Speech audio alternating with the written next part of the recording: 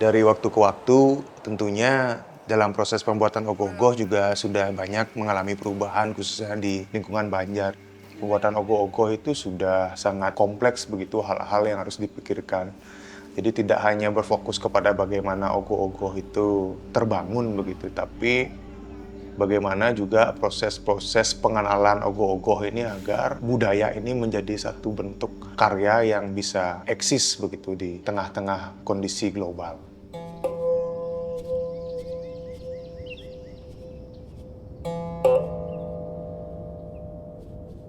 Ogoh-ogoh itu adalah daya cipta intelektual, karya seni patung 3D yang dimana tercipta dari daya intelektual, dari pemahaman, pemikiran, pengalaman, yang nantinya menjadi media ungkap dari proses sosial, budaya, sejarah.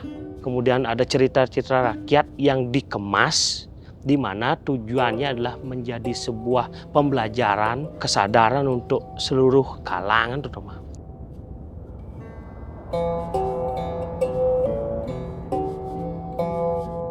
Zaman itu berkembang, kemudian situasi itu mengikuti zaman itu istilahnya.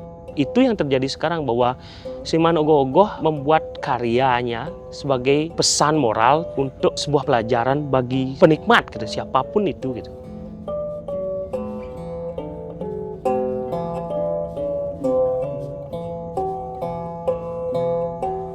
Dalam proses manajemen kami di Seketrune, hal-hal yang mungkin sudah menjadi sedikit kebaharuan di dalam proses pembuatan ogoh-ogoh ini seperti memanfaatkan potensi-potensi pemuda yang ada. Jadi ada beberapa pemuda yang memiliki fokus keilmuan di bidang arsitektur, mereka yang kami tunjuk, dan termasuk juga teman-teman yang bergerak di dalam ilmu sipil misalnya, itu yang kami gunakan untuk fokus dalam proses perancangan bangun agar struktur ogoh-ogoh ini menjadi sebuah struktur pondasi yang kuat dan terhindar dari kondisi-kondisi misalnya ogoh-ogoh patah ataupun lain sebagainya. Lalu untuk orang-orang yang lebih pada berfokus ke keilmuan manajemen, kami juga melibatkan begitu. Jadi bagaimana pembagian job desk, manajemen waktu itu juga diatur. Jadi agar lebih efisien begitu gerakan pemuda. Karena selama ini yang perlu banyak dievaluasi itu terkadang kita memberikan instruksi untuk pemuda-pemudi ini hadir ke Banjar, tapi setelah ada di Banjar mereka bingung mengerjakan apa. Karena terkadang mereka hadir itu tidak sesuai dengan kebutuhan pekerjaan di hari itu.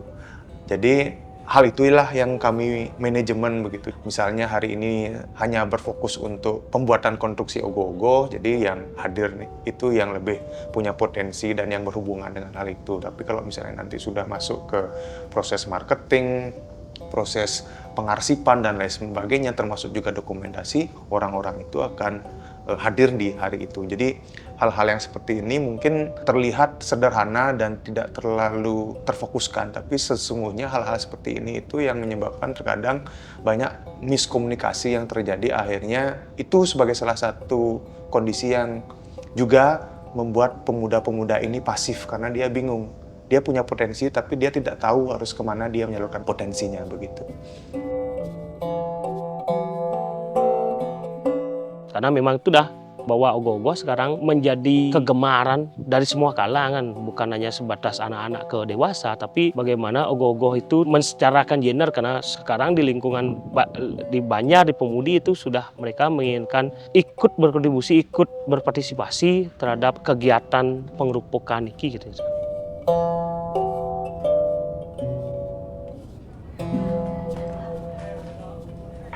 Dari konteks perkembangan zaman ini bahwa ogoh-ogoh ini kan memang sifatnya adalah kebersamaan dia, di mana nilai yang paling dijunjung tinggi dalam ogoh-ogoh ini adalah gotong royong. Asas gotong royong itu penting,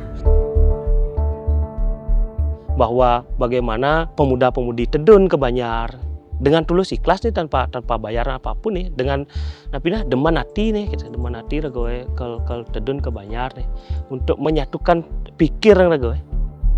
Itu kenapa ada konsep kemudian alur cerita, di samping juga ada komposer yang nanti akan menjadi background dari pertunjukan, kemudian ada koreografer yang akan menuangkan cerita itu ke dalam sebuah pertunjukan tari nantinya. Nah, ini kan sebuah manajemen istilahnya, manajemen yang dimana itu pasti ada pembagian tugas dalam proses pembuatan ogoh-ogoh niki. Ketika misalnya manajemen ini bisa terrangkum dan konstruksi dengan baik, astungkara proses berkesenian dan eksistensi seni itu akan semakin ajeg di Bali dan otomatis itu akan secara langsung berpengaruh terhadap peningkatan selera dan karakter seni yang ada di suatu daerah. Sangat kaya menurut yang kalau dibilang ogoh-ogoh ini mampu menyatukan sudut pandang, mampu menyatukan buah-buah pikiran yang sebenarnya itu tidak masuk dalam konteks tradisi ogoh-ogoh, tapi dengan kolaborasi ini mampu mewujudkan hasil yang tidak terduga menurut saya. Proses ini menjadi hal yang perlu dimaknai secara mendalam, bukan hanya berfokus kepada hasil akhir. Karena dalam proses itu kita melihat bagaimana kerjasama itu terbentuk, bagaimana relasi itu terjalin, dan bagaimana proses pertukaran ide itu menjadi hal yang sangat penting dalam proses pembuatan ogoh-ogoh ini.